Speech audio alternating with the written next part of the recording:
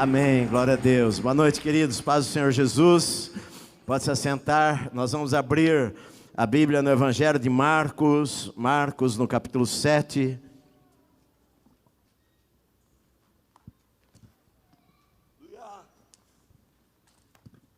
Marcos, capítulo 7. Vou pedir que vocês aumentem meu retorno, queridos. Nós vamos ler a partir do versículo 31. Marcos, capítulo 7, a partir do versículo 31.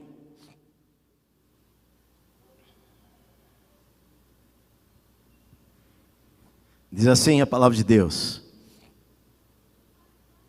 De novo se retirou das terras de Tiro e foi por Sidom até o mar da Galileia, através do território de Decápolis. Então lhe trouxeram um surdo e gago e lhe suplicaram que impusesse as mãos sobre ele. Jesus, tirando da multidão à parte, pôs-lhe os dedos nos ouvidos, ele tocou a língua com saliva. Depois, erguendo os olhos ao céu, suspirou e disse: Efatá, quer dizer, abre-te. Abriram-se-lhe os ouvidos e logo se lhe soltou o empecilho da língua e falava desembaraçadamente. Mas lhes ordenou que a ninguém o dissessem. Contudo, quanto mais recomendava, tanto mais eles o divulgavam. Maravilhavam-se sobremaneira, dizendo: tudo ele tem feito esplendidamente bem. Não somente faz ouvir os surdos, como falar os mudos. Amém. Pai querido, fala conosco através da Tua palavra. Nós abrimos o nosso coração para o Senhor. Transforma, Senhor, as nossas vidas enquanto estamos ouvindo a Tua voz nesta noite. Eu te peço em nome do Senhor Jesus, em nome de Jesus. Amém. Vamos aplaudir ao Senhor, queridos. E aumenta mais um pouquinho, pede por favor. Amém. Amém. Vocês estão aqui? Bom, nós estamos estudando, ouvindo o livro de Marcos, Evangelho de Marcos. E eu falei para vocês que Marcos, ele ouviu de Pedro. Marcos viveu depois de Jesus. E ele ouviu de Pedro as histórias que estão aqui neste livro.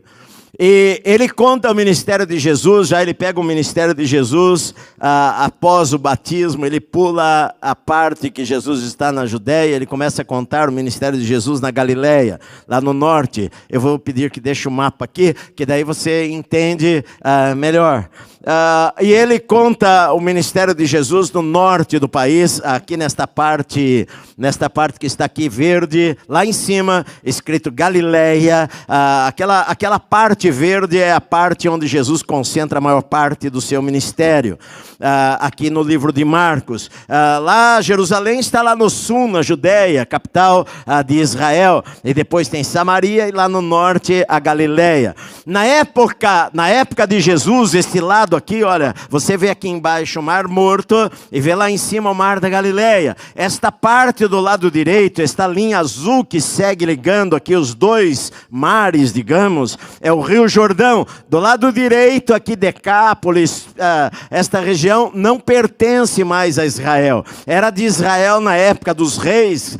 Esta parte, na verdade, quando Josué invadiu a terra, 2,5 tribos de Israel ficaram deste lado de cá, e esta era parte de Israel, mas agora na época de Jesus, esta região não é mais pertencente a Israel, é uma região pertencente aos gentios. Aí está Decápolis, as 10 cidades gregas, que na verdade era uma pequena Roma, eram lugares de idolatria, mas Jesus ele se concentra aí na Galileia, e agora ele vai para mais ao norte ainda, que tem um mapa aí também, um mapa aumentado desta região, em que ele vai para a Fenícia, que é esta parte no norte de Israel. Se der para aumentar aí, querida, olha, tem não é no celular, mas tem um segundo mapa que é esta parte aumentada para vocês entenderem melhor. Olha só, Jesus ele vai então agora para o norte, ele vai lá para Tiro, lá quase terminando este mapa aqui, lá no mar Mediterrâneo, né? Aqui do lado de esquerdo, aqui nesse mar azulão, aí é o mar Mediterrâneo, grandão. E então Jesus ele sai da terra de Israel e ele vai para a Fenícia, ele vai para a terra dos ímpios, ele vai para um lugar onde não conhecem a Deus, lá em cima, Tiro, aqui está escrito Tiro, uma cidade aqui na ponta aqui. E aí ele encontra-se com aquela mulher. Na verdade, Jesus vai para esta região porque ele quer ficar isolado com seus discípulos. Lá em Marcos 7:24 diz que Jesus ele entra em uma casa, ele não queria que ninguém soubesse, mas não teve jeito dele se ocultar, porque uma mulher sírio-fenícia, uma mulher daquela região, vem gritando atrás de Jesus, pedindo que ele tenha compaixão da vida dela, porque a sua filha está em casa terrivelmente endemoniada, e ela suplica ao Senhor que o Senhor vá até lá para libertar a sua filha. Jesus, ele a princípio faz que não ouve aquela mulher, porque eu expliquei isso da semana passada, enfim. Mas Jesus, depois de aquela mulher responder para ele que os cães, os cachorrinhos comiam das migalhas que caíam da mesa das crianças, Jesus fala para ela: ó mulher, grande é a tua fé, por causa desta tua palavra, pode ir, que a tua filha já está bem. E aquela mulher creu na palavra do Senhor e foi para a sua casa, provavelmente na cidade de Tiro, e quando ela chega lá, sua filhinha, a menina, está deitada na cama, porque o demônio já havia saído do corpo dela. Olha só, Jesus ele concentra, agora o alvo de Jesus é estar à parte, é se retirar com os seus discípulos, porque na verdade ele já está a menos de 1 ano da crucificação, e embora ele vai fazer milagres ainda, que vão atingir milhares de pessoas, mas o alvo de Jesus principal agora é se dedicar um tempo maior aos seus discípulos, porque ele está próximo da cruz, e dali a alguns meses os seus discípulos vão ficar encarregados de levar o evangelho para o mundo inteiro. Jesus agora ele está fora de Israel, ele vai passar talvez alguns meses fora de Israel. A gente não sabe exatamente quanto tempo ele vai passar fora de Israel, mas a gente aqui pelo versículo 31 do texto que nós lemos, a gente entende que Jesus andou por mais de 200 quilômetros, porque diz aqui, de novo ele se retirou das terras de Tiro e foi por Sidom. Ele sobe, ao invés de ele descer, olha só, Jesus está lá no alto, ao invés de ele descer para o mar da Galileia, atravessando a Galileia, ele sobe ainda mais, 30, 40 quilômetros até Tiro, depois ele faz um contorno, ele atravessa as montanhas do Líbano, que aí hoje é o Líbano, e ele entra nesta parte de Traconites, e ele desce até Decápolis, até o mar da Galileia, e isto dá mais de 200 quilômetros viajando a pé.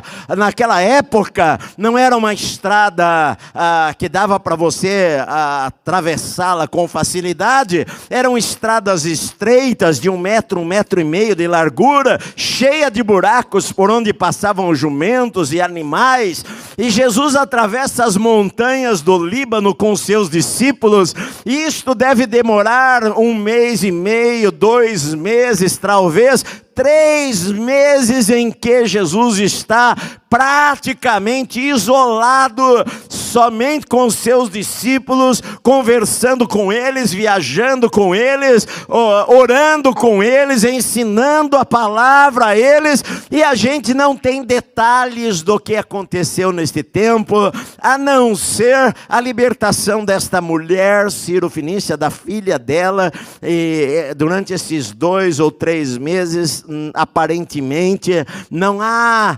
indicação de curas ou milagres. Jesus pode pode ter feito, mas aqui não diz. Mas você se lembra que Jesus falou: ai de ti, Corazim, ai de ti, Betsaida, porque se em Tiro e em Sidom tivessem sido feitos milagres que se fizeram em vós, há muito eles teriam se arrependido no pó e na cinza. Mas mais rigor haverá para vós do que para Tiro e Sidom naquele dia do julgamento final. Então quer dizer que Jesus ele não fez muitos milagres nesta região, e nesta viagem que ele faz, atravessando esta região de Decápolis, entrando, olha, eu não tenho como apontar, por isso que eu peço para a setinha lá, olha, ele sai de lá de cima da parte amarela, lá na ponta, lá em cima, querida, lá no alto, aí, e ele atravessa, vai para o lado, atravessa essa parte marrom aí, Traconites, e desce, ele começa a descer lá pelo meio, até Decápolis, aqui embaixo, no mar da Galileia, ele desce e ele chega, vai até o mar, por fora da Galileia. Ele não entra na Galileia, ele vai por fora da Galileia, até chegar à beira do mar da Galileia. Por que é que ele fez isso daí? Provavelmente para estar isolado com seus discípulos. Provavelmente ele não queria até então encontrar multidões de pessoas. Ele queria estar sozinho com Pedro, Tiago, João, André, Felipe, Bartolomeu, Natanael, que é Bartolomeu, enfim, com Judas Iscariotes, com Judas Tadeu. Ele queria estar com eles para ensinar a palavra de Deus para eles, para orar com eles, para prepará-los melhor. Só que Jesus ele passa por uma região idólatra, a terra dos gentios, não é Israel. A região de Decápolis era chamada de Decápolis, que significa 10 cidades, que eram 10 cidades gregas, pagãs, cheias de idolatria. Se Jesus chegou a entrar em uma destas cidades, ele viu nestas cidades imagens do deus Zeus, ele viu imagens de Artemis, ele viu imagens de deuses pagãos neste lugar. Era uma terra de idólatras que não temiam ao Senhor Deus de Israel. E então ele faz toda esta viagem, mais de 200 quilômetros, e ele chega até a beira do mar da Galileia, o lago de Tiberíades, o lago de Genezaré, mas do lado pagão e não do lado de Israel. Israel ficava do outro lado do mar. Na verdade, Jesus, a Bíblia fala de um evento que ele havia atravessado o mar para o lado de lá, e uma das cidades da Decápolis era a cidade de Gadara, onde ele não chegou a ir na cidade, ele simplesmente desembarca do barco, encontra o endemoniado, e depois de expulsar os demônios entrarem nos porcos, os homens daquela cidade mandam Jesus de volta, e ele não fica naquela região, imediatamente ele entra no barco com seus discípulos e volta para o outro lado de Cafarnaum, de maneira que naquele lugar a única coisa que Jesus faz é expulsar o demônio daquele homem gadareno, e então ele volta para as terras de Israel. Mas agora não, agora Jesus está lá em Decápolis, ele está com um ministério entre os gentios, ele deixou Israel, ele deixou os judeus. Um texto paralelo, queridos, a este, está lá em Mateus no capítulo 15, que conta mais ou menos a mesma história do texto que eu li aqui para vocês em Marcos capítulo 7, em Mateus 15 de 29 a 31, eu não sei se está aí na tela, mas se não você pode ler no teu celular, que é a mesma viagem que está escrito aqui no texto que eu li, que diz assim, no versículo 29 de Mateus 15, Jesus havia expulsado o demônio da menina lá, e partindo Jesus dali foi para junto do mar da Galileia, e subindo ao monte assentou-se ali, e vieram a ele muitas multidões trazendo coxos, aleijados, cegos, mudos e outros muitos, e os largaram aos pés de Jesus, e ele os curou, de modo que o povo se maravilhou ao ver que os mudos falavam, os aleijados recobravam saúde, os coxos andavam e os cegos viam, e então glorificavam ao Deus de Israel. Olha só, Jesus, quando ele chega ali no bar, ao lado do mar da Galileia, de alguma maneira, estas pessoas, é claro, muitas pessoas do lado dos gentios, do lado de lá do Rio Jordão, pode deixar o mapa aqui, do lado de lá do Rio Jordão, muitas pessoas que eram gentias e que não temiam a Deus, quando ouviram que havia um homem ali na Galileia, olha só, você imagina só, havia um homem lá na Galileia, curando todo tipo de enfermidade, multidões se reuniam ao lado dele, levavam doentes, levavam pessoas cegas, levavam paralíticos, levavam coxos, levavam mudos, levavam surdos, levavam gente endemoniada. Esse homem fazia milagres. É evidente que muitas pessoas que não conheciam a Deus atravessaram o mar da Galileia para ir até Cafarnaum, onde a maior parte dos milagres de Jesus acontecera. Mas, agora, quando Jesus chega desse lado, há uma multidão lá. Há uma multidão ali, e a Bíblia diz que eles trazem gente, todo tipo de enfermo. A Bíblia fala lá em Mateus que muitas multidões vêm, trazendo cegos, paralíticos, coxos, trazendo surdos, trazendo mudos, e largavam aos pés de Jesus, e Jesus os curou a todos eles, de maneira que eles glorificavam ao Deus de Israel. Por que eles glorificavam ao Deus de Israel? Porque eles não eram de Israel, eles eram pagãos, eles tinham outros deuses, eles adoravam a Deus, eles adoravam a Zeus, eles adoravam a Artemis, eles adoravam a deuses pagãos, as suas cidades eram gregas, e agora multidões vão ali onde Jesus está, do lado de lá do Mar da Galileia, e eles depois desse encontro, e depois de curas e milagres que eles veem, eles começam a glorificar o Deus de Israel, eles começam a adorar o Deus vivo, eles se voltam para Deus. E esse é o contexto desse texto que está aqui no Evangelho de Marcos. Na verdade, esta história só Marcos conta, não está em Mateus, não está em Lucas e não está em João. Não sei exatamente porque qual que foi a intenção de Marcos em colocar, em detalhar um pouco mais a história de uma das pessoas que foram curadas no meio daquela multidão toda. Milhares de pessoas se reuniram ali, e muitas, centenas delas talvez foram curadas, mas Marcos, de alguma maneira, ele resolve, o Espírito Santo resolve colocar esta história que está aqui, e que diz a partir do versículo 32, que trouxeram a Jesus um surdo e gago. A palavra na verdade não é gago, é uma palavra que diz que a pessoa ela era surda e ela tinha uma dificuldade, a língua presa, ela não conseguia falar. Na verdade, uma pessoa surda, ela tem muita dificuldade em falar, porque como ela não ouve, uma criança ela aprende a falar ouvindo, e ela repete. Quando uma pessoa é surda, geralmente ela tem uma dificuldade em falar. Hoje em dia, você tem aparelhos para ouvir, que a pessoa pode conseguir aprender a falar, mas naquela época não tinha nenhum tipo de recurso. Uma pessoa surda, ela provavelmente ela também era muda, ou quando ela falava, ela soltava palavras, mas sem sentido. É isso que está dizendo aqui. A palavra, quando fala da língua, ele usa no grego uma palavra que ele tinha a língua presa, não conseguia formar palavras. Então Marcos coloca aqui na nossa tradução que era gago.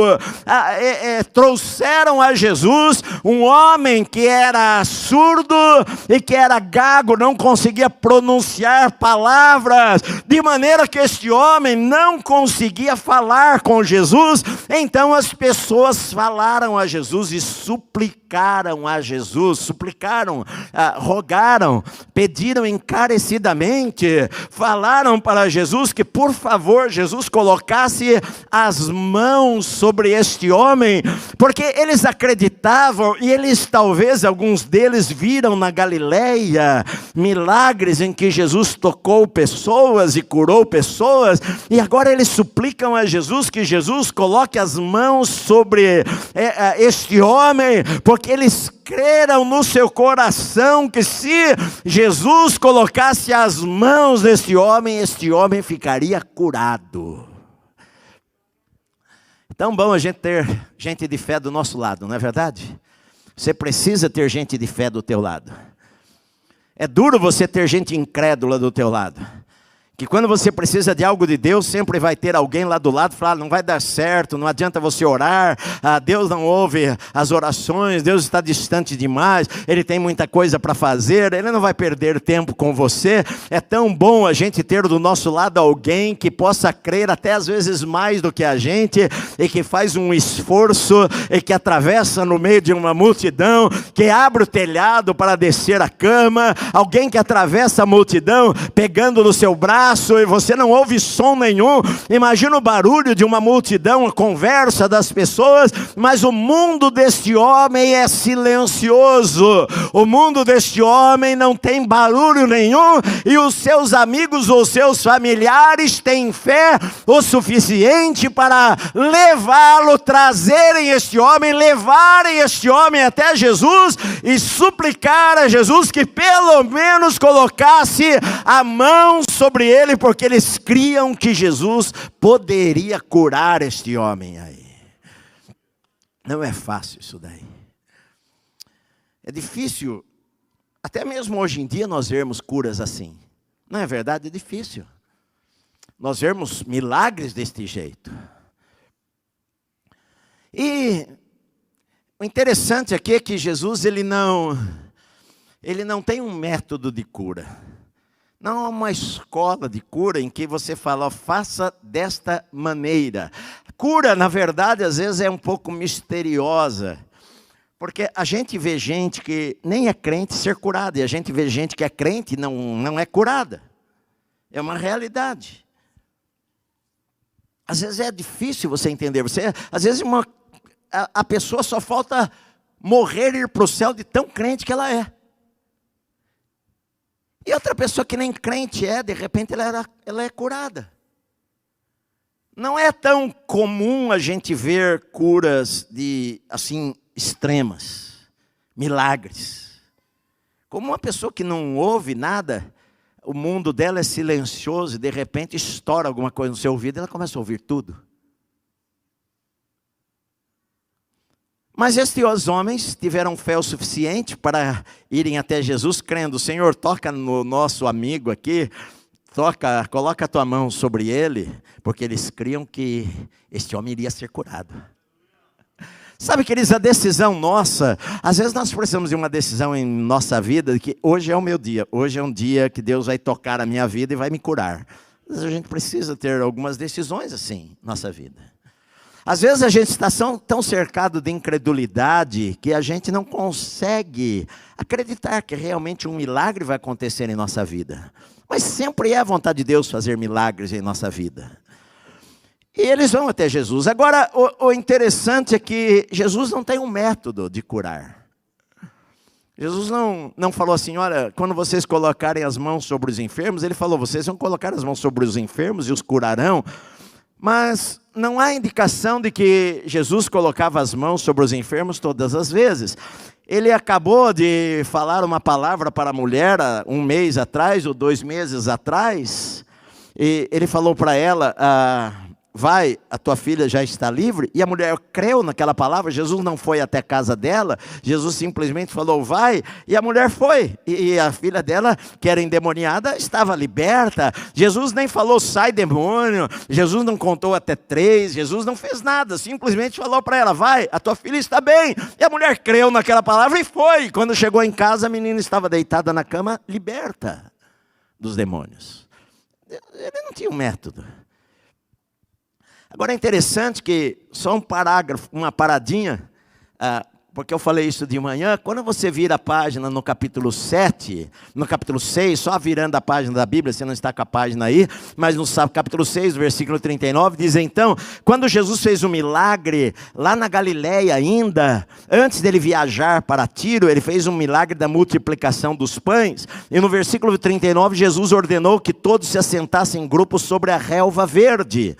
Quando a gente lê sobre o milagre da multiplicação dos pães, lá em João, você vai ver que era próximo à Páscoa. Eu falei para vocês, a Páscoa dos judeus lá em Israel é a primavera. E a gente vê aqui que Jesus mandou sentar-se sobre a relva verde. Quando Jesus faz um milagre agora, aqui no texto que nós lemos, no capítulo 8, ele vai fazer novamente o milagre da multiplicação dos pães e peixes, só que agora Jesus não está do lado de Israel, ele vai fazer este milagre entre os gentios, entre gente idólatra. E quando você lê o capítulo 8, chega no versículo 6, que você lê assim: ordenou ao povo que se assentasse no chão. Quando a gente lê no milagre anterior, antes de Jesus sair na viagem, eles se assentam na relva verde, a primavera.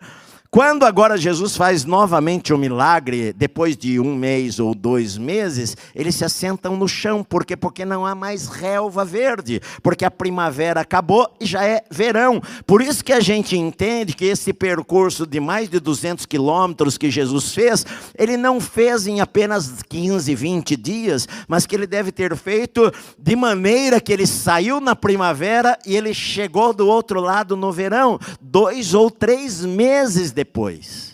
E agora, esta história que Marcos conta e traz para nós, e que este homem pede que Jesus toque, estes homens pedem que Jesus toque na vida do seu amigo, do seu parente, coloque as mãos sobre ele, crendo que ele vai ser curado, mas ao invés de Jesus fazer desta maneira, ele faz de uma maneira diferente. Porque Deus, ele não tem um método para agir. Por isso que a gente às vezes precisa ser sensível ao Espírito Santo e perguntar para Deus: Senhor, o que é que o Senhor quer que eu faça? Qual é o caminho? A gente tem a mania, sim, de às vezes chamar as pessoas e colocar a mão sobre as pessoas para elas serem curadas. Mas de vez em quando Deus pode nos falar para fazermos algumas coisas bem diferentes daquelas que nós estamos acostumados a fazer. E nós devemos seguir a voz do Espírito Santo desde que realmente seja a voz do Espírito Santo. O problema é ouvir a voz do Espírito Santo. Porque eu já vi muito maluco fazer coisas que não foi o Espírito Santo que falou para eles fazerem e que não tem resultado. Porque aqui Jesus, olha bem, a Bíblia diz que a primeira coisa que Jesus fez, Jesus o tirou do meio da multidão, à parte. Não sei exatamente o porquê, talvez para dar um atendimento exclusivo a este homem, talvez, sabe por quê? Jesus curou, a Bíblia diz lá em Mateus que ele curou muitos cegos, muitos mudos, muitos surdos, muitos coxos, muitos paralíticos, aleijados, Jesus curou. Mas eu não sei o porquê este homem, Jesus o tirou à parte da multidão, tirou de lado da multidão. Este homem não ouvia, Jesus não falou para ele: vem comigo, porque ele não ia entender nada, ele não ouvia. Talvez Jesus pegou no braço dele e o puxou, ou talvez falou para os amigos dele: ó, traga-o aqui comigo. E Jesus vai à parte da multidão, e Jesus faz algumas coisas para que aquele homem sentisse o que Jesus queria fazer. Jesus não fala: vai para casa que você está curado. Jesus pega e coloca os seus 2 dedos no ouvido do homem, tapando o ouvido do homem. Jesus talvez, ele gospe na sua mão, ou ele passa a sua mão na sua boca, ou ele gospe na sua mão, e ele pega a sua saliva, e ele coloca a sua saliva na língua do homem. É estranho, você iria estranhar muito se alguém vem aqui à frente e precisa de cura, e se eu cuspir na minha mão, e eu pegar a saliva e colocar na língua desta pessoa. Agora, você não vai estranhar se essa pessoa que é muda começar a falar. Né? Aqui está a diferença. Ele chega aqui mudo, eu dou uma cuspida aqui, uma boa cuspida na minha mão, pego a saliva e põe na língua dele. E de repente eu faço o que Jesus fez. Jesus olhou para o céu, suspirou e falou em aramaico: efatá, uma única palavra. Jesus não falou: oh Deus Todo-Poderoso, vai cair poder aqui do alto que vocês nunca viram. Jesus não falou nada, simplesmente Jesus falou: abre-te. Marcos, ele usa uma palavra aqui que na nossa versão em português não está, mas ele falou, imediatamente abriram-se-lhes os ouvidos e soltou-lhe a língua, a língua dele ficou desimpedida e ele começou a falar fluentemente com todas as pessoas que estavam ali. Então uma coisa é eu fazer algo extremo, e de repente é uma explosão no ouvido da pessoa, ele começou a ouvir tudo, e a língua dele fica solta, ele começa a vir um papagaio, uma tagarela, começa a falar com todas as pessoas. Isto é um milagre. Eu vejo que a gente incorre em dois erros. Alguns, se verem uma coisa desta, vão ficar escandalizados. Vão falar, que coisa vergonhosa. A igreja pentecostal faz umas coisas absurdas. Eu, muitas vezes, concordo. Agora, eu sei que, por outro lado, nós, digamos, pentecostais, às vezes eu vejo umas maluquices que os pastores pentecostais fazem, e o problema não é fazer as maluquices, o problema é fazer as maluquices dirigidas por Deus. Vocês estão aqui comigo? Eu vi, por exemplo, um homem, nem sei quem é, de que igreja que é, por isso que eu posso contar. Eu vi uma vez aí na internet, e o pastor chamou todo mundo na frente, e ele pegava a garrafinha de água, assim, ó. Ele punha um gole de água na boca, chacoalhava e mandava as pessoas abrirem a boca, e ia jogando dentro da boca das pessoas. Querem fazer isso aqui? Vem cá, aqui. Tomei café agora à tarde, nem deu tempo de eu escovar o dente, mas dá uma limpada aqui. E eu vi fazendo isto. Querido, eu sou contra fazer isso? Não! Se todo mundo que estava ali, todo mundo, se o cego abriu os olhos, se o mudo começou a falar, se quem estava ali com câncer saiu curado, eu vou ser o primeiro a levantar e glória a Deus. Você está me entendendo? O problema é fazer isso e todo mundo volta doente do mesmo jeito. Se Deus manda fazer alguma coisa diferente, é porque Ele tem um propósito para curar a pessoa. Eu acredito nisto. Me lembro uma vez o Kenneth Hagin, ele contou uma coisa num dos livros dele, que tinha uma mulher que estava com câncer no estômago. E ele sentiu na hora de dar um soco no estômago dela.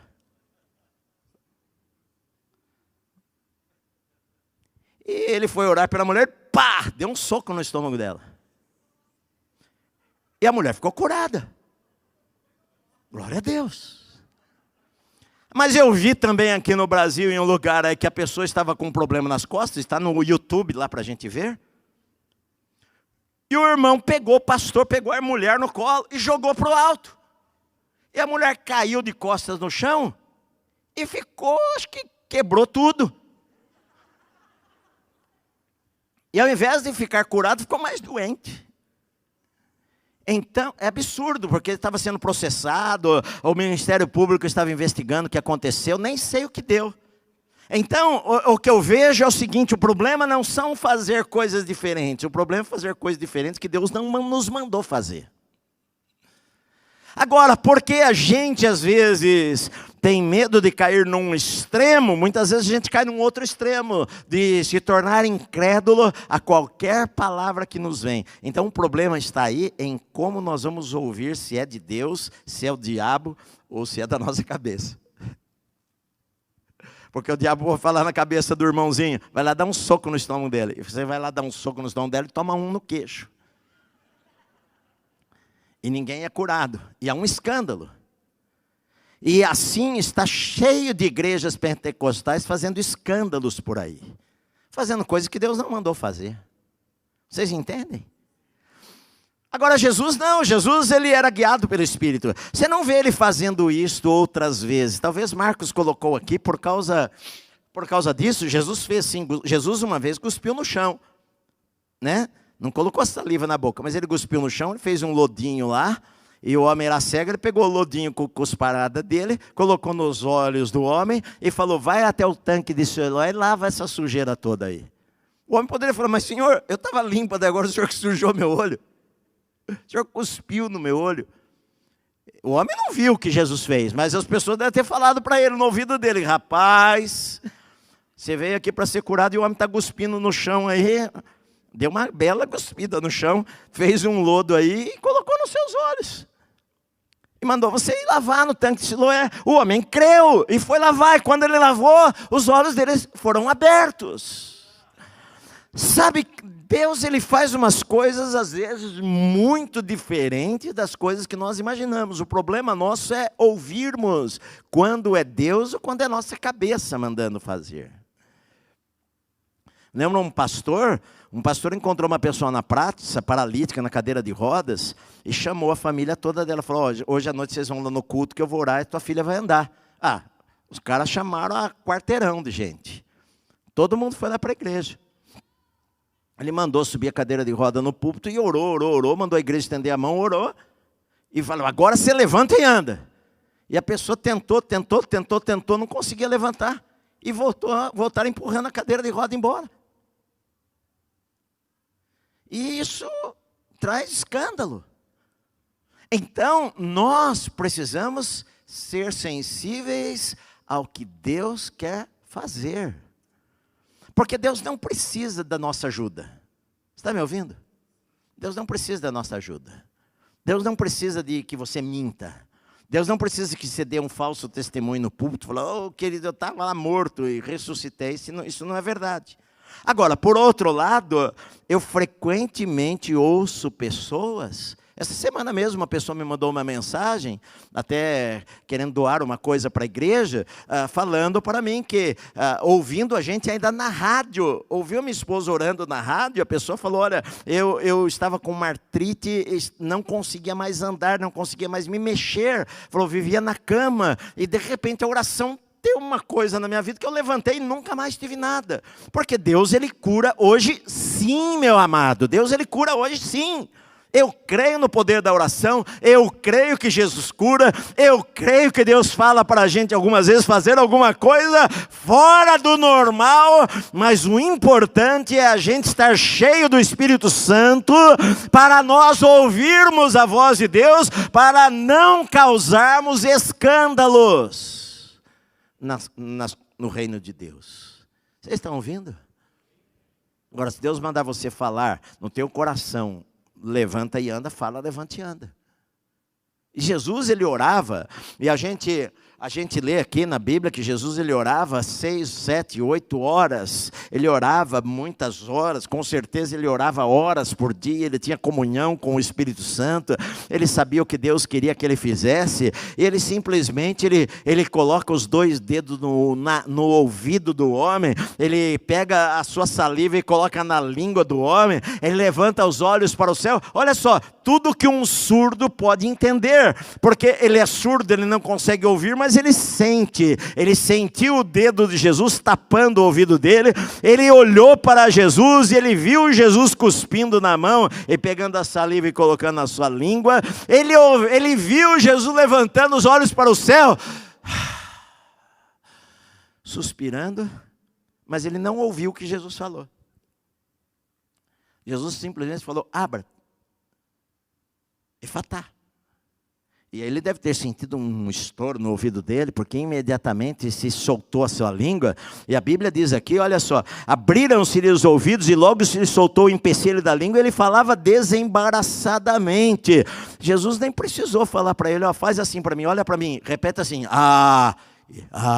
fala B, fala C, Jesus não precisou nada, o homem começou a falar desembaraçadamente, conversar. O homem começou a conversar. E a Bíblia diz que Jesus lhes ordenou que a ninguém falassem nada. Contudo, quanto mais, você sabe da história, quanto mais Jesus recomendava, não fale, parecia que ele falava, fale. Ele falava, não fale para ninguém. E a Bíblia diz, quanto mais Jesus recomendava, tanto mais eles o divulgavam. De maneira que eles ficaram maravilhados, mas não só maravilhados. A palavra aqui é mais do que maravilhado. Não teve uma palavra para traduzir em português o sentimento que eles tiveram. Eles ficaram maravilhados, e aqui em português colocou sobremaneira. Ficaram extremamente maravilhados com aquilo que eles viram, e eles começaram a falar, tudo ele tem feito esplendidamente bem, não somente ele faz ouvir os surdos, como ele faz falar os mudos. Eles ficaram chocados. Eu ficaria também. Todos nós ficaríamos chocados. Porque naquele dia lá não foi só este surdo que foi curado, mas cegos enxergaram, paralíticos andaram, coxos andaram, mudos falaram, surdos ouviram, pessoas talvez endemoniadas tiveram seus demônios expulsos. Jesus estava numa terra idólatra de deuses pagãos, de Zeus, de tantos deuses que haviam e estátuas que haviam na sua cidade. Se Jesus passou por uma daquelas cidades, ele deve ter ficado triste em ver a idolatria que havia nesses lugares, fora de Israel, mas agora todos começam a glorificar, que diz lá em Mateus, o Deus de Israel, porque eles viram milagres, e eles viram, e eles falaram, tudo que este homem faz é extremamente bom, ele tem feito esplendidamente bem, e glorificavam ao Deus de Israel, meu amado. Louvado seja Deus. Curas, milagres levam as pessoas a glorificarem a Deus. Agora aqui eu posso tirar algumas lições dessa história aqui, que eu posso entender. Por que será que Marcos ele colocou essa história que os outros não colocaram? E alguma razão ele deveria ter. Eu anotei algumas coisas aqui que eu acredito que seriam talvez algumas razões para nós entendermos aqui. Olha, a primeira coisa que eu entendo desse texto aqui, que eu coloquei como lições aqui, é que uma única pessoa pode fazer uma grande diferença. Uma única pessoa pode fazer uma grande diferença. Por que isso daí, pastor? Por causa do seguinte, coloca o mapa aí, querida. Olha só. Jesus, alguns meses atrás, ele estava em Cafarnaum, olha, do lado de cá da Galileia, está escrito lá, Cafarnaum, e ele atravessa o mar, olha, no cantinho para Betsaida, né?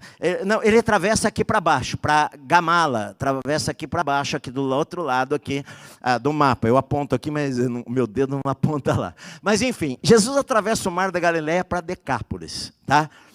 Há uns 4, 5 meses atrás.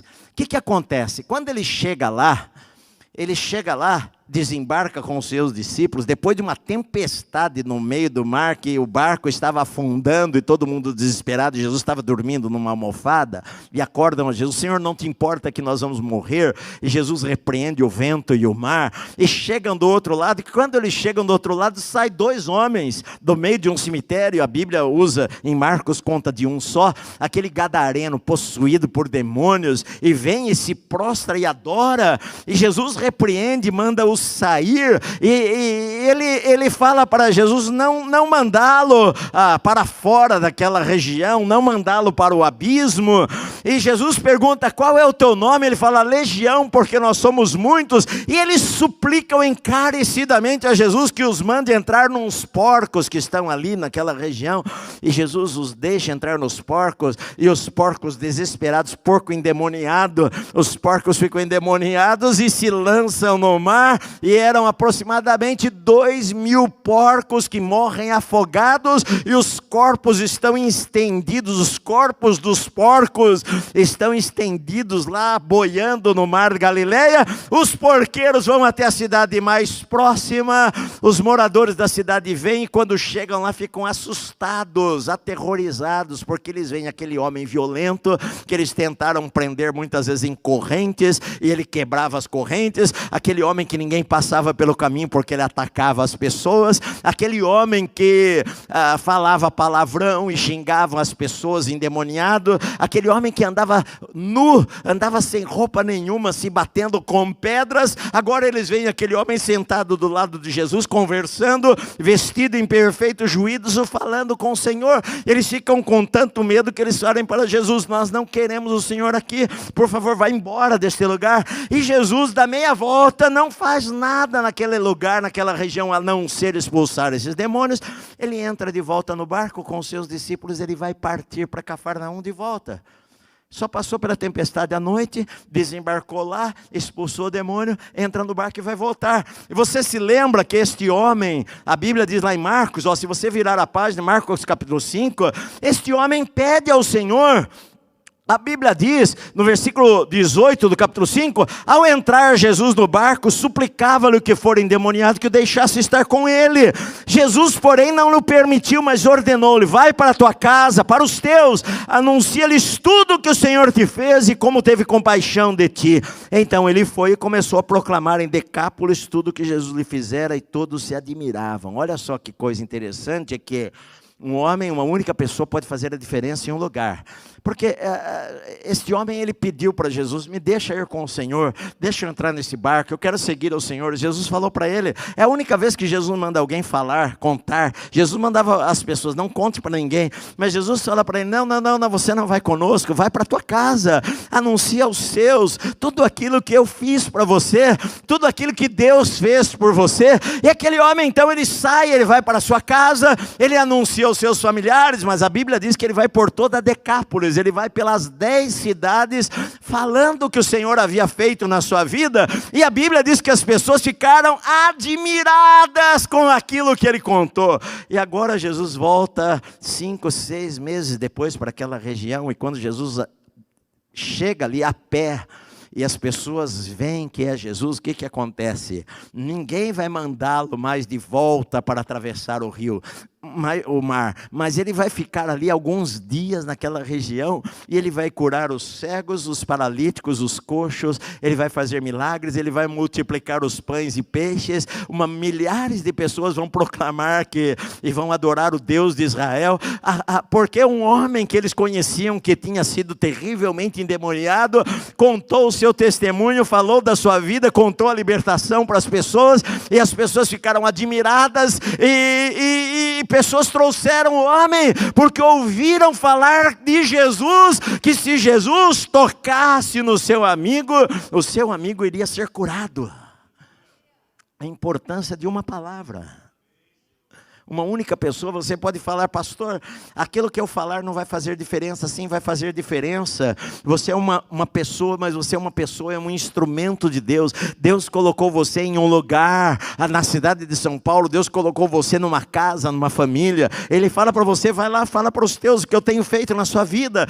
Eu era triste, eu era deprimido, eu tinha um coração vazio, de repente Jesus mudou a minha vida, hoje eu sou feliz demais, hoje eu acordo alegre. Eu era doente, o Senhor me curou. Eu estava perdido, Jesus entrou na minha vida e me deu esperança de salvação. Hoje eu sei que eu estou indo para o céu. Eu não tenho medo de morrer, porque eu sei que se eu fechar os meus olhos aqui, os meus olhos vão abrir na eternidade, eu vou ver Jesus. Eu anseio por esse dia. Sabe, queridos, um testemunho, uma palavra pode mudar cidades.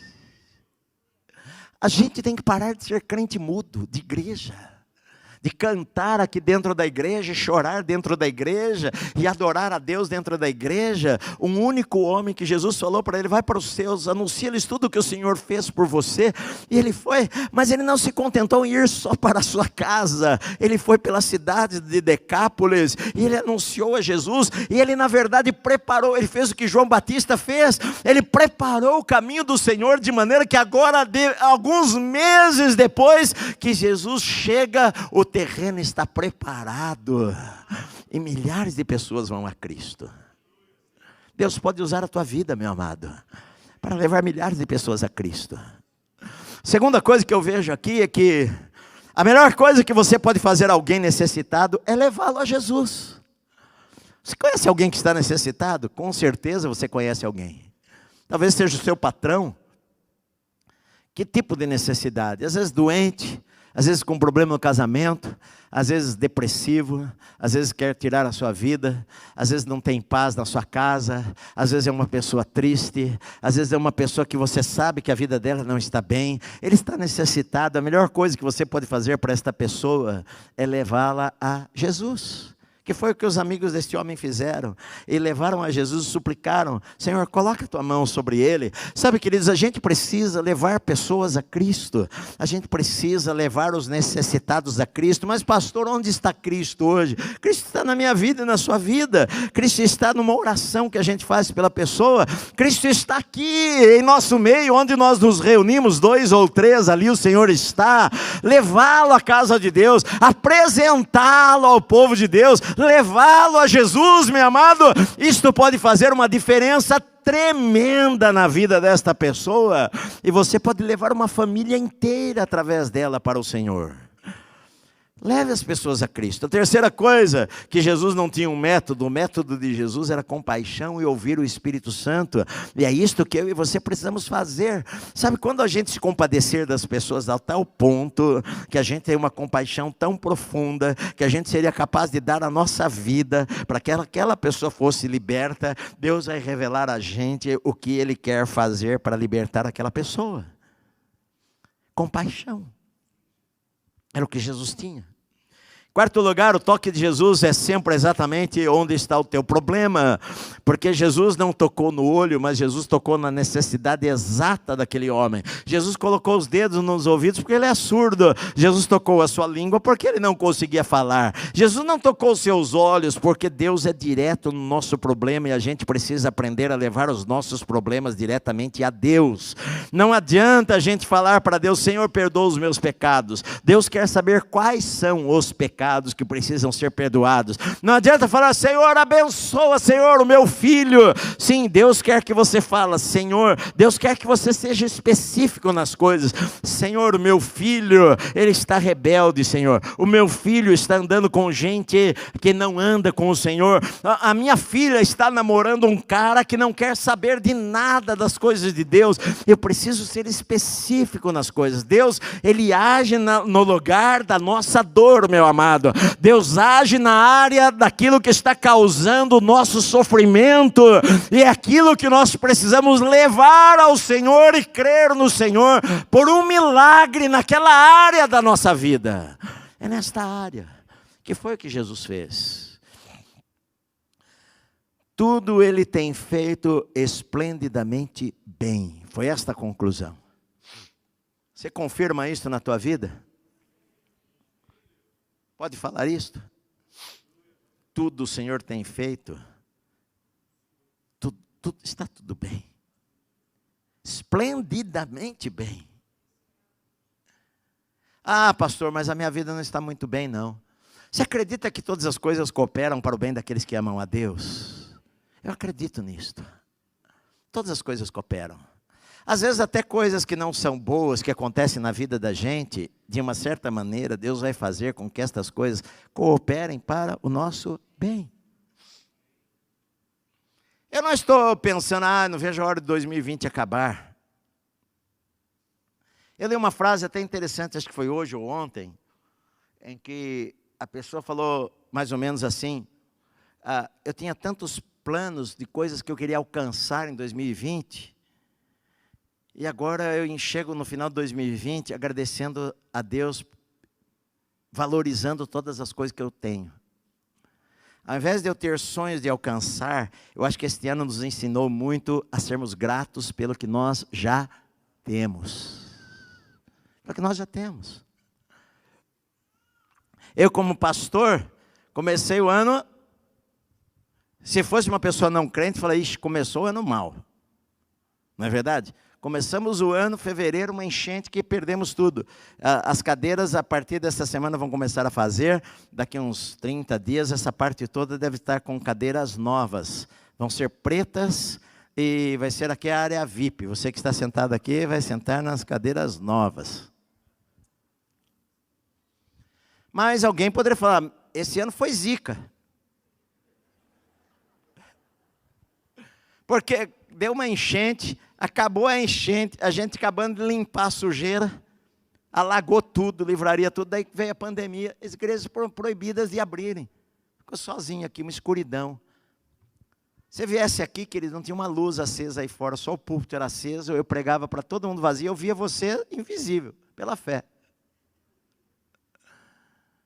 Tantas lutas, tantas lutas, tantas lutas, tantas lutas, tantas lutas, tantas lutas, e a gente chega no final do ano feliz da vida.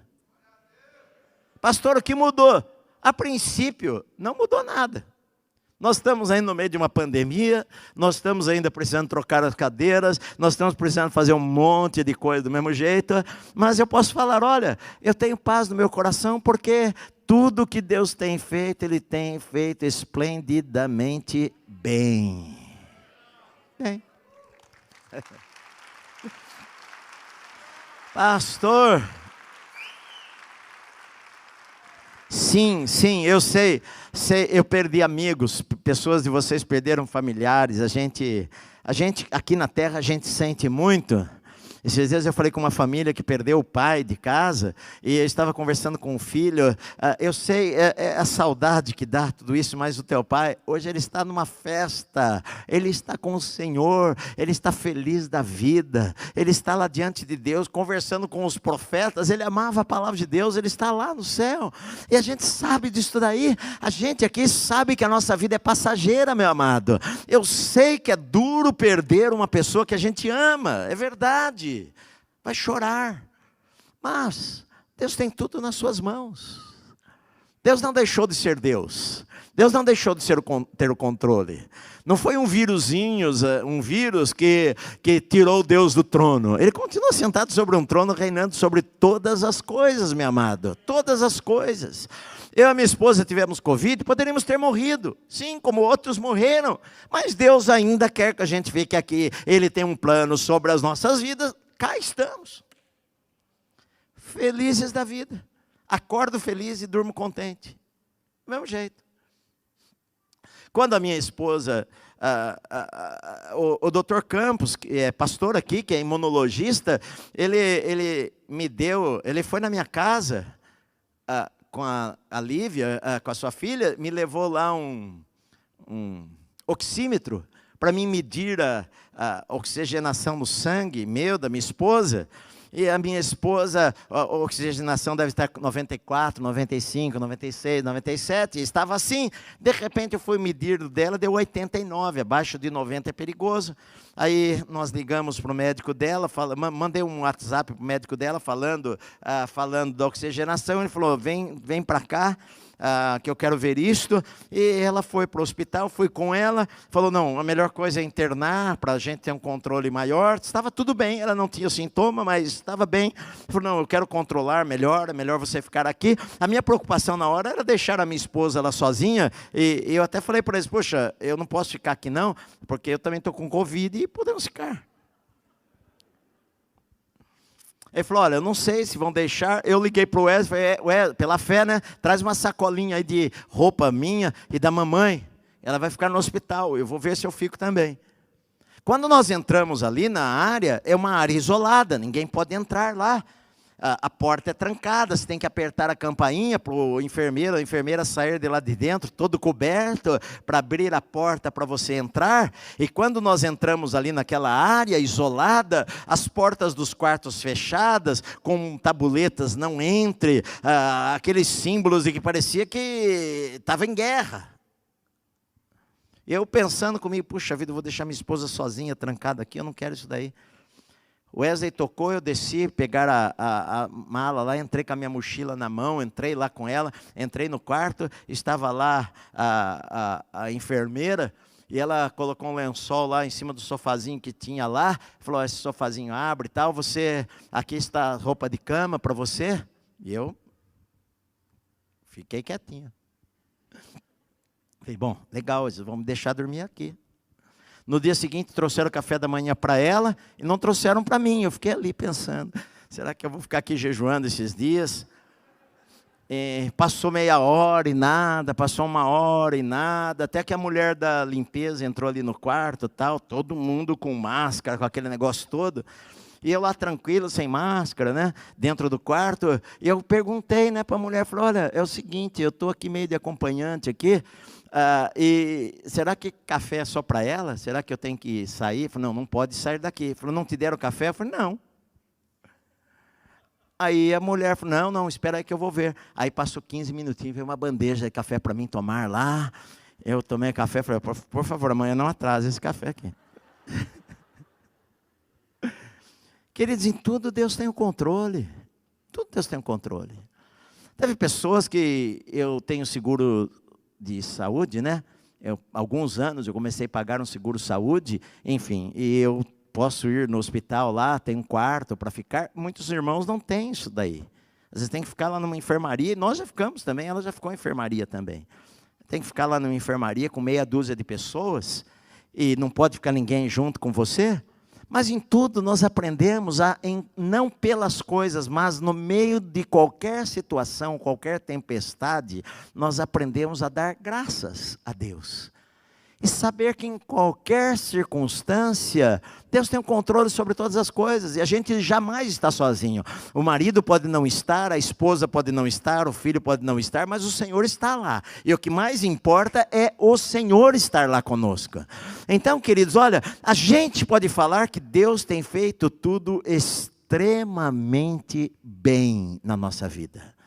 No lugar certo. Vocês viram que, só para eu terminar, vocês viram que eles falaram aqui o óbvio. Eu não tenho nem tempo para contar algumas histórias aqui que eu contei de manhã, mas eles falaram o óbvio, olha só. Eles falaram que o Senhor, Ele tem feito esplendidamente bem, não somente para ouvir os surdos, como falar os mudos. É óbvio. Ele faz mudo falar, surdo ouvir. O interessante era se ele fizesse o surdo falar e o mudo ouvir. Isso já pode acontecer. Ou seja, ele faz aquilo que nós realmente necessitamos. Às vezes você acha que você precisa de A, e Deus sabe que você precisa de B. Ele sabe exatamente o que você precisa. Às vezes você tem até que agradecer a Deus por Ele não ouvir algumas das suas orações, porque algumas orações suas iam trazer um problemão na tua vida. Não é verdade? É verdade, porque às vezes você pede algo para Deus, Senhor, eu quero isso daqui, eu preciso disto, Senhor. E às vezes você faz uma oração tão errada que se Deus te der aquilo lá, vai estragar a tua vida. Deus dá exatamente aquilo que a gente precisa, meu amado. Quando a gente é sincero, quando a gente tem um coração puro, quando a gente anda em integridade, Deus às vezes vai nos livrar de algumas coisas em nossa vida por causa da nossa integridade. Por causa da nossa integridade. Então a gente aprende a confiar em Deus. A gente aprende a confiar em Deus, que Deus dá o que nós realmente necessitamos em nossa vida. E que por maiores que pareçam as dificuldades que você está atravessando, Deus Ele vai fazer exatamente aquilo que você precisa na sua vida. E Deus sabe exatamente o que você precisa na sua vida, meu amado. E mesmo no meio da dificuldade, o que interessa não são as coisas que você passa, mas as reações que você tem no meio das coisas que você passa. É isso que interessa.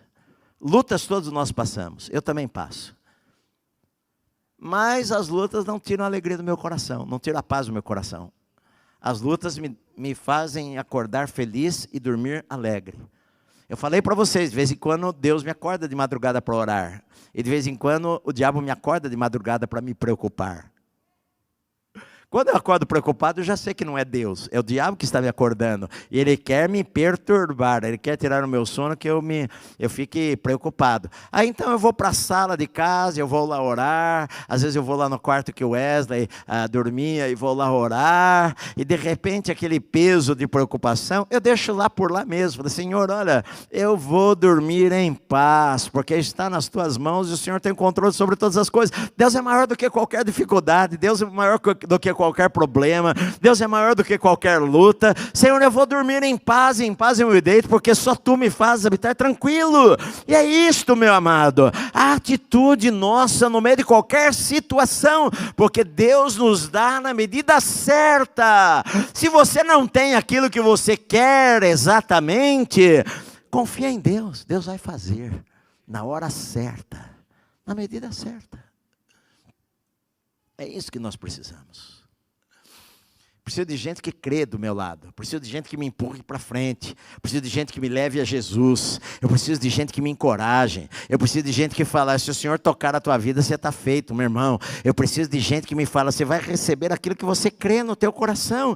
Eu preciso de gente que me empurre para frente, meu amado. É isto que nós precisamos. E eu preciso confiar em Deus, independente do que aquilo que eu estou vendo. Eu não estou vendo algo maravilhoso, mas eu sei que os planos de Deus são maravilhosos para a minha vida. Então eu creio, independente do que eu vejo. Amém, meu amado? Eu vejo que aconteceu isto com esses amigos deste homem, e que Deus quer fazer na minha vida, e Deus quer fazer na sua vida, e Deus quer fazer às vezes no meio das regiões das trevas. Pastor, minha família não é crente, não interessa onde você está vivendo. Ah, na minha casa está cheio de imagem, não interessa o que tem na tua casa. Não interessa o que a tua família crê, interessa o que você está disposto a crer. No meio de um lugar onde ninguém crê.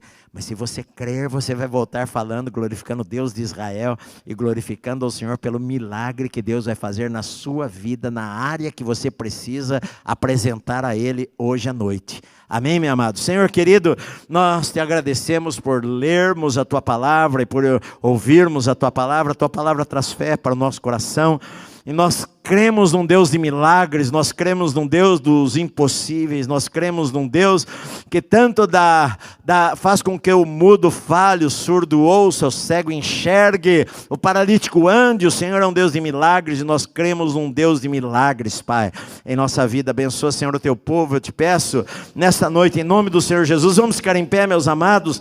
Talvez você esteja aqui precisando de um milagre na sua vida, coloque isto diante do Senhor, coloque a tua necessidade diante de Deus, a área que você precisa de um toque do Senhor na tua vida, coloque diante do Senhor nesta noite, creia que Deus vai fazer, meu amado, creia no milagre do Senhor para a tua vida. Você que entrou nesse lugar doente, você que está em tua casa doente, coloque diante do Senhor esta doença, esta enfermidade, creia no milagre para a tua vida, creia, Senhor, hoje é o meu dia, hoje é o dia de eu receber algo sobrenatural de Deus em minha vida, creia, meu amado, e Deus vai fazer um milagre na tua vida nesta noite. Pai querido, eu oro, Senhor, por cada uma destas pessoas. O Senhor sabe das necessidades delas, Pai.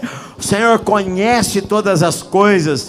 Há pessoas agora doentes, Senhor, pessoas sofrendo, pessoas com dores, pessoas em seus quartos trancadas, desenganadas pelos médicos, mas o Senhor é o Deus de milagres, Deus de promessas, e nós cremos nos impossíveis, não há nada difícil para o Senhor. Ó Deus, nós pedimos que o Senhor opere um milagre nesta vida, nesta noite, em nome do Senhor Jesus Cristo, para curar. Nós repreendemos o câncer deste corpo, nós repreendemos o tumor, que saia, que o Senhor expulse pela boca, que esta pessoa vomite, que esta pessoa coloque para fora esta doença, em nome de Jesus, em nome do Senhor Jesus. Senhor, opera milagres nestas vidas, opera milagres, Senhor, nesta casa, neste casamento, no coração deste filho rebelde, desta filha rebelde, opera um milagre, Senhor, nesta vida. Eu te peço nesta noite, em nome do Senhor Jesus, em nome do Senhor Jesus, em nome do Senhor Jesus, amém. Vamos aplaudir ao Senhor, queridos. Vamos cantar.